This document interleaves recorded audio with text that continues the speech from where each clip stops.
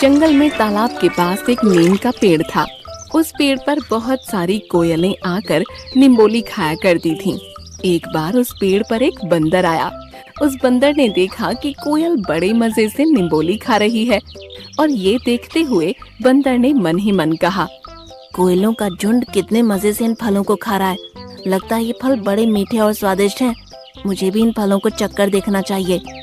बंदर अपना हाथ निम्बोली की तरफ बढ़ाते हुए कुछ निम्बोली तोड़ता है, पर निम्बोली का कड़वापन बंदर से सहा नहीं जाता और वो अपने मुंह से सारी निम्बोली थूक देता है। हे भगवान, इतने कड़वे फल कोई कैसे खा सकता है। लगता है कोयल मजबूरन इन फलों को खाती है। उन्होंने कभी मीठे मीठे फलों का स्वाद ही नहीं लिया होगा। कितनी मूर्ख हैं ये कोयलें। लगता है अकेला मैं ही समझदार हूँ इस जंगल में। समझदार होने के चलते मेरा ये फर्ज बनता है कि मैं ये कड़वे फल किसी जानवर को न खाने दूं। और ये सोचकर बंदर ने उसी पेड़ को अपना घर बना लिया। तभी वहाँ पर कोयल का झुंड आ पहुँचा और बंदर ने उन्हें रोकते हुए कहा, अरे मैं तुम लोगों का इंतजार कर रहा था। तुम सब इस पेड़ के कड़वे फल कैसे खा लेते हो? तुम्हें पता है नदी के पार वाले पेड़ों पर अभी ताजे ताजे अमरूद लगे हैं। तुम्हें इन कड़वे फलों को छोड़कर उन मीठे फलों को खाना चाहिए। तभी कोयलों के झुंड में से एक कोयल ने कहा, लेकिन बंदर भैया, हमारे पूर्वजों ने हमें यही खाने की सलाह दी थी। तुम्हारे पूर्वज बेवकूफ थे जो ऐसे कड़वे फल खाने की सलाह देते थे। लगता है बंदर भैया सही बोल रहे हैं। हमें जंगल के दूसरे फलों को अपना आहार बनाना चाहिए। और बंदर की बात मानकर सभी कोयलें वहाँ से चली जाती हैं। बंदर अपनी समझदारी पर ऐंठ रहा था। तभी पेड़ ने आवाज लगाकर बंदर से कहा, बंदर भाई, तुमने कोयल को मेरे फल खाने से क्यों मना कर दिया? अब मैं अकेला पड़ जाऊंगा और ये सब तुम्हारी वजह से। तुम्हें प्रकृति के नियम से छेड़छाड़ नहीं करनी चाहिए।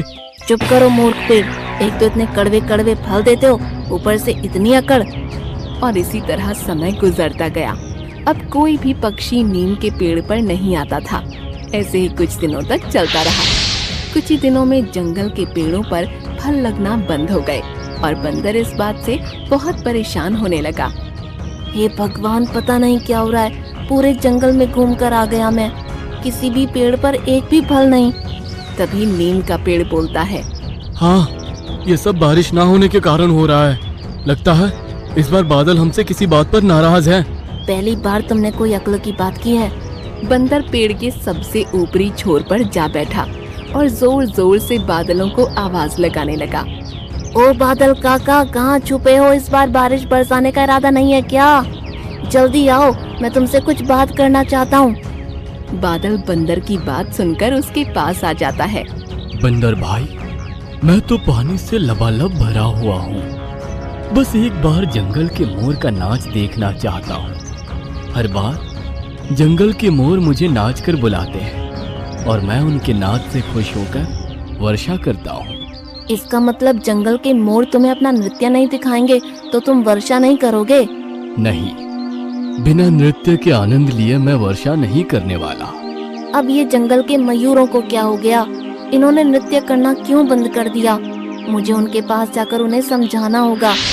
और बंदर मोर को जाकर इस बारे में पूछता है, जिसके जवाब में मोर बोलता है, बंदर भैया, नृत्य करना तो हमें बहुत पसंद है, पर हमारे पैर केवल कोयल के सुरीले गीतों पर ही थिरकते हैं। पर कई दिनों से कोयलों के झुंड ने गाना गाना बंद कर दिया है। तुम्हारी समस्या को अब कोयल ही हल कर सकती है।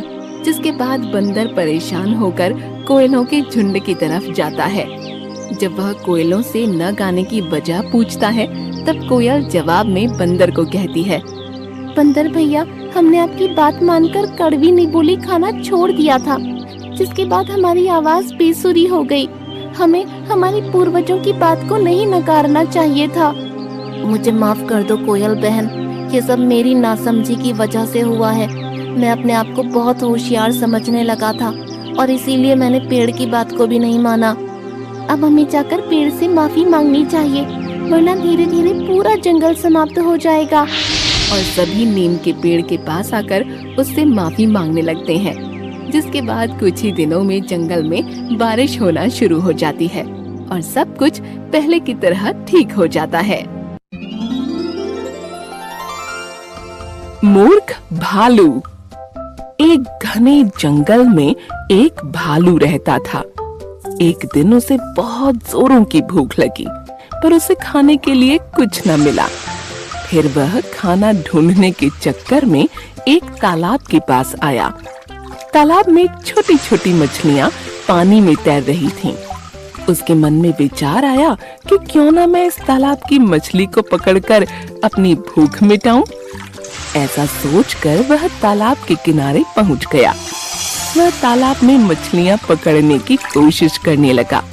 आखिर बहुत मेहनत के बाद उसके हाथ एक मछली लगी, पर वह मछली को देखकर बोला, अरे यार, ये मछली तो बहुत छोटी है, इससे मेरा पेट नहीं भरने वाला। ऐसा करता हूँ कि इस मछली को छोड़ देता हूँ और नई बड़ी मछली पकड़ता हूँ। ऐसा कहकर उसने वह छोटी मछली पानी में फिर से छोड़ दी। फिर कुछ देरी के बाद वह पानी में मछली पकड़ने लगा।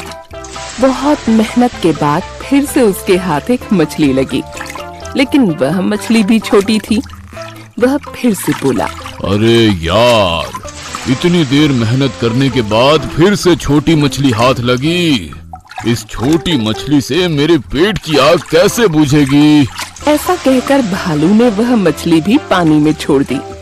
फिर क्या था, भालू फिर से मछलियां पकड़ने लगा। वह जो भी मछली पकड़ता वह छोटी होती, उससे तो उसका पेट भरने वाला नहीं था। बड़ी मछली पकड़ने के चक्कर में उसने छोटी छोटी मछलियां हाथ से छोड़ दी। ऐसा करते करते शाम हो गई, पर उसके हाथ बड़ी मछली नहीं लगी। अब वह भूखा होने के कारण मछलियां भी ठीक से पकड़ नहीं पा रहा था। वह बहुत थक गया और पानी में ही कुछ देर खड़ा रहा, इसी उम्मीद के साथ कि उसे एक बड़ी मछली मिल जाएगी। पर कुछ दूरी पर एक मगरमच्छ उसे बड़े ध्यान से देख रही थी। उसे उसका शिकार मिल गया था। वह धीरे से चुपके से भालू के पीछे से आई और भालू पर जोर से झपट पड़ी और अपने मुंह में पकड़कर उसे दूर पानी में ले गई। बेचारा भालू भूख के कारण थका हुआ था। उसके शरीर में अब शक्ति ही नहीं बची थी कि वह मगर का मुकाबला करे। अपनी जान से वह हाथ धो बैठा। खुद शिकार करने आया था, पर दूसरे का ही शिकार हो गया। तो दोस्तों, यह कहानी हमें बताती है कि जो मिला उसमें संतुष्ट रहो, खुश रहो। ज्यादा लालच का अंजाम हमेशा बुरा ही होता है।